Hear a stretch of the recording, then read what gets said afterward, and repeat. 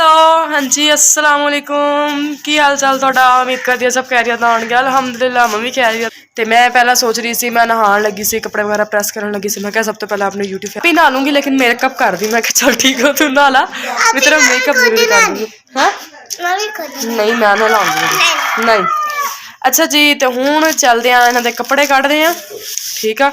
ਜਿਹੜੇ कपड़े डिसाइड करदी हाँ मैं अपने कपड़े भी कढ़दी हाँ डिसाइड करदी हाँ तो कपड़े प्रैस करते हैं। पहले इन्हों लाते हैं इन्हों रैडी करते हैं फिर खुद नहावांगे तो खुद रैडी होवांगे तो नमाज वगैरह पढ़ांगे।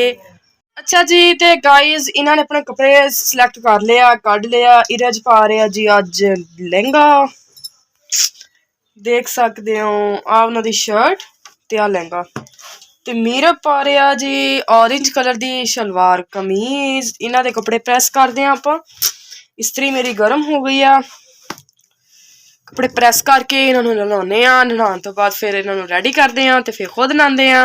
मैं अपने कपड़े बाद चो कढ़ूंगी क्योंकि पहले इन्होंने रैडी करदा इन्होंने कपड़े प्रैस कर ला उस तो बाद फिर मैं अपने मम्मा दे छोटी भैन के कपड़े इस्त्री करूँगी।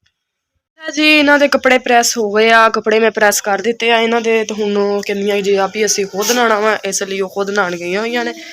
तो मैं उन्होंने कपड़े वगैरह हाई नैक्कां टॉवल कंगे पोनियां हर चीज़ उन्नी देर नूं रख लैनी आ बाहर तो उस तो बाद उन्होंने रैडी वगैरह करते हैं।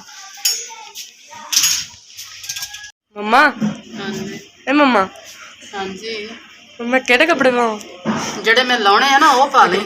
मम्मा यार दस दे नहीं मैनू कोई पता नहीं गा देखी दस दे मैनू कोई समझ नहीं आई जाती मैं केड़े कपड़े पावां इन्ने कपड़े पे आ। अपने प्यो दे पा ले ਜਿਹੜੇ ਪਏ ਆ ਸਾਰੇ। ਲੈ पापा ने कित्थे पाने पापा ने मैनू होने ही नहीं गए। ਧੋਤੀ ਬੰਨ ਲਾ ਨਾਲ ਝੱਗਾ ਪਾ ਲਾ। गाइस तुसीं सारे सुन लियो मम्मा मैनू दस दे नहीं वे कि मैं केड़े कपड़े पावां। यार मम्मा दस दे एवें ना कर सारे सामने मैनू यार परेशान ना कर बस जा ਧੋਤੀ ਤੇ ਝੱਗਾ ਪਾ ਲਾ। मेरे सारे सामने बेइज्जत कर दी भी यार एवें तो ना कर। इरज ए इरज इधर मुँह कर इधर ता वाह जी वाह अक्का खोल दा खड़ी होके दिखा। हाय मैं सदके जावा इरज मैं केड़े कपड़े पावां मिलाई थी आज।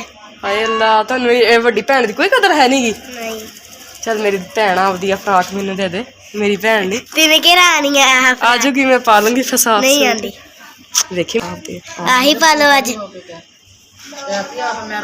काका काका तू मैनू ना अपने कपड़े दे दे ताजे नहीं आ पूरे नहीं मेरा सोना तू नहीं मैं आ देख कोई मैनू कपड़े नहीं दिंदा वे गाइस मेरा सोना तो काका कहंदा तुहाडे पूरे नहीं होने हैगे ते वाकई मेरे एडे जे तैयार हो गई मैं सही पे आवा चलो जी। अच्छा जी हुण कोई कपड़े लभदे आ लभ के आप ही पाने आ वेखदे आ कोई चज दे कपड़े। अच्छा जी गाइस ते मैं अपना सूट सिलेक्ट कर लिया रेड फ्रॉक ते नाल जेड़ा ब्लैक टाइट्स फ्रॉक बिल्कुल सिंपल आ सिर्फ ओहदे गले ते यानी थोड़ा जा कम होया होया वा। अच्छा जी अच्छा जी हाँ हुण तुसीं मेरा हुलिया देखो मेरी बूथी देखो मेरी शक्ल देखो कितनी गंदी आ। हुण मैं चली हाँ नहान नहा के जो वापस आऊँगी ना फिर तुहानूं मैं अपनी बूथी दिखाऊँगी कुछ के नहा के आउंदी आ। अच्छा जी गाइस ते मैं नहा लिया वा ते मेरी जी बूथी अगे सी ना वो बूथी नहीं हैगी तुसीं देख सकते मल मल के नहा के आई हूँ।